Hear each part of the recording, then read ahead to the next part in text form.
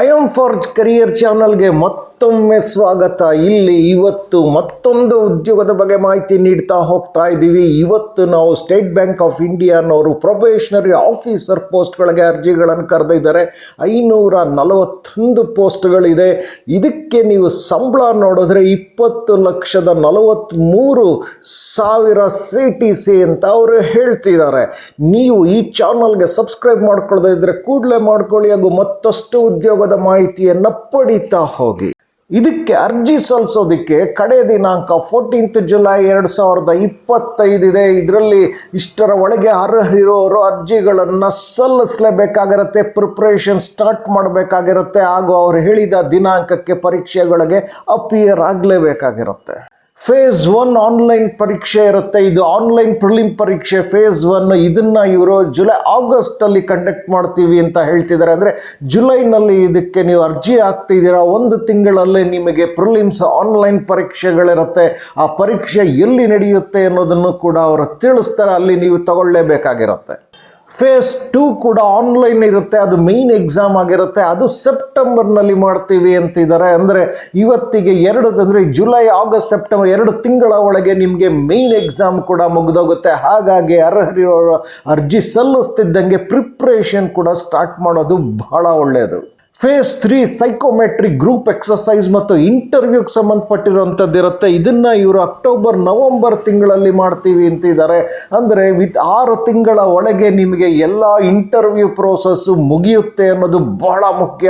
ಎಷ್ಟೋ ಸರ್ಕಾರಿ ಹುದ್ದೆಗಳಲ್ಲಿ ನಿಮಗೆ ವರ್ಷಾನುಗಟ್ಟಲೆ ಹಿಡಿದಿರುತ್ತೆ ಅರ್ಜಿ ಹಾಕಿ, ಆದರೆ ಇಲ್ಲಿ 6 ತಿಂಗಳ ಒಳಗೆ ಇಂಟರ್ವ್ಯೂ ಪ್ರೋಸೆಸ್ ಎಲ್ಲ ಮುಗಿಸ್ತೀವಿ ಅನ್ನೋದನ್ನು ಅವರು ತಿಳಿಸ್ತಿದ್ದಾರೆ.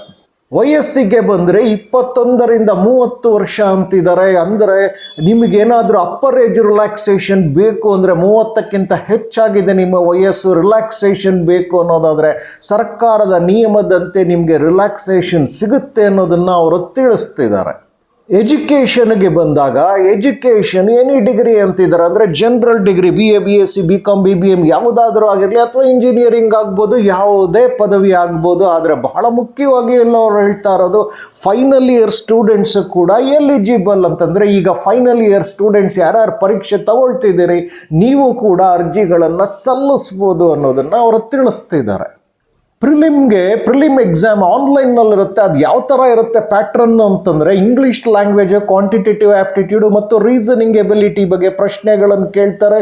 ಇಂಗ್ಲೀಷ್ ಲ್ಯಾಂಗ್ವೇಜ್ ಗಮನಿಸಿ, ನೀವು 40 ಪ್ರಶ್ನೆಗೆ 20 ನಿಮಿಷ ಇರುತ್ತೆ. ಕ್ವಾಂಟಿಟೇಟಿವ್ ಆ್ಯಪ್ಟಿಟ್ಯೂಡ್ಗೂ ಅಷ್ಟೇ 30 ಪ್ರಶ್ನೆಗೆ 20 ನಿಮಿಷ ಇರುತ್ತೆ, ಹಾಗೂ ರೀಸನಿಂಗ್ ಎಬಿಲಿಟಿಗೆ 30 ಪ್ರಶ್ನೆಗೆ 20 ನಿಮಿಷ ಇರುತ್ತೆ. ಟೋಟಲಿ 100 ಪ್ರಶ್ನೆ ಇರುತ್ತೆ. ನಿಮಗೆ ಕೇವಲ 30 ನಿಮಿಷದಲ್ಲಿ 100 ಮಾರ್ಕ್ಸ್ಗೆ ನೀವು ಗೆಲ್ಲಬೇಕಾಗಿರುತ್ತೆ, ಅದನ್ನು ಪಾಸ್ ಮಾಡಬೇಕಾಗಿರುತ್ತೆ.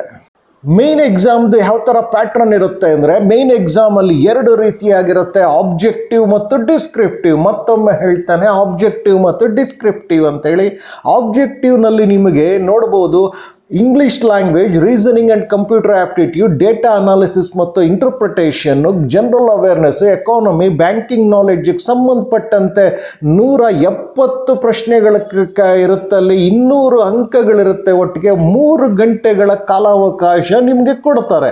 ಇಂಗ್ಲೀಷ್ ಲ್ಯಾಂಗ್ವೇಜಲ್ಲಿ 40 ಪ್ರಶ್ನೆ 40 ನಿಮಿಷ, ರೀಸನಿಂಗ್ ಮತ್ತು ಕಂಪ್ಯೂಟರ್ ಆ್ಯಪ್ಟಿಟ್ಯೂಡ್ನಲ್ಲಿ 40 ಪ್ರಶ್ನೆ 50 ನಿಮಿಷ ಕೊಡ್ತಾರೆ. ಇಲ್ಲಿ ಡೇಟಾ ಅನಾಲಿಸಿಸ್ ಮತ್ತು ಇಂಟರ್ಪ್ರಿಟೇಷನ್ಗೆ 30 ಪ್ರಶ್ನೆಗೆ 60 ನಿಮಿಷ ಟೈಮ್ ಕೊಡ್ತಾರೆ. ಹಾಗೂ ಜನರಲ್ ಅವೇರ್ನೆಸ್ಗೆ ಸಂಬಂಧಪಟ್ಟಂತೆ 60 ಪ್ರಶ್ನೆಗೆ 45 ನಿಮಿಷಗಳು ನಿಮಗೆ ಅವಕಾಶಗಳನ್ನು ಕೊಡ್ತಾರೆ. ಇದು ಆನ್ಲೈನ್ ಆಗಿರುತ್ತೆ. ಇಷ್ಟರ ಒಳಗೆ ನೀವು ಎಲ್ಲ ಪ್ರಶ್ನೆಗಳಿಗೂ ಉತ್ತರಿಸಬೇಕಾಗಿರುತ್ತೆ. ಇದು ಆಬ್ಜೆಕ್ಟಿವ್ ಆಗುತ್ತೆ.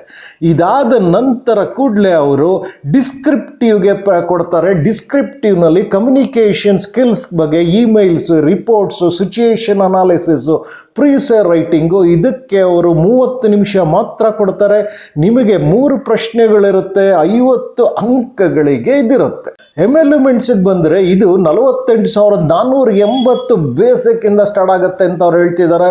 ಇದಕ್ಕೆ DA, HRA, CCA, PF, contribution, pension scheme, NPS, LFC, medical facility, lease rental facility, ಮಗದೊಂದು ಸಾಕಷ್ಟು ಅಲೋಯನ್ಸಸ್ಗಳು, ಭತ್ಯಗಳು ಇದರ ಜೊತೆಗಿರುತ್ತೆ. ಹಾಗಾಗಿ ಇದು ಕೈ ತುಂಬ ಸಂಬಳ ಬರುತ್ತೆ.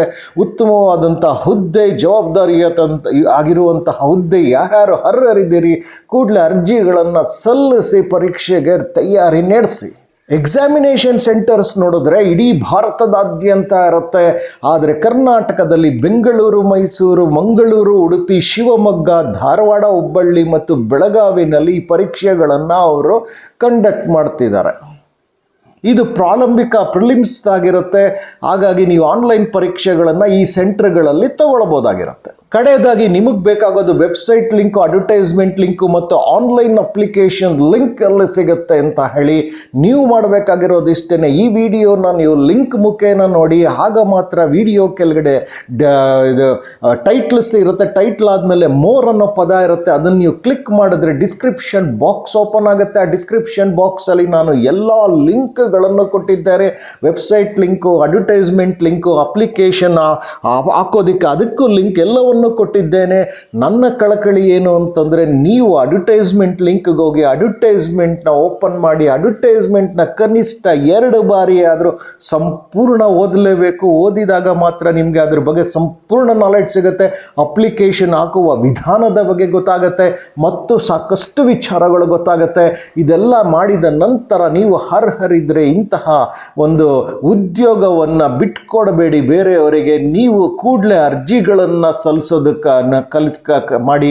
ಇದು probationary officer, State Bank of ಇಂಡಿಯಾನಲ್ಲಿ 541 ಪೋಸ್ಟ್ ಇದೆ. CTC 20,43,000 ಅಂತ ಅವರು ಹೇಳ್ತಿದ್ದಾರೆ. ಜೊತೆಗೆ ಇದಕ್ಕೆ ಲಾಸ್ಟ್ ಡೇಟು 14th ಜುಲೈ 2025 ಇದ್ರೆ ಅಷ್ಟರ ಒಳಗೆ ನೀವು ಅರ್ಜಿಗಳನ್ನು ಸಲ್ಲಿಸಬೇಕಾಗಿರುತ್ತೆ. ನಿಮಗೆ ಈ ವಿಡಿಯೋ ಇಷ್ಟ ಆಗಿದ್ರೆ ಲೈಕ್ ಮಾಡಿ, ಚಾನಲ್ನ ಸಬ್ಸ್ಕ್ರೈಬ್ ಮಾಡ್ಕೊಳ್ಳಿ, ನೋಟಿಫಿಕೇಷನ್ ಬೆಲ್ ಒತ್ತಿ, ಹಾಗೂ ಬಹಳ ಮುಖ್ಯವಾಗಿ ಇತರರೊಂದಿಗೆ ಹಂಚಿಕೊಳ್ಳಿ.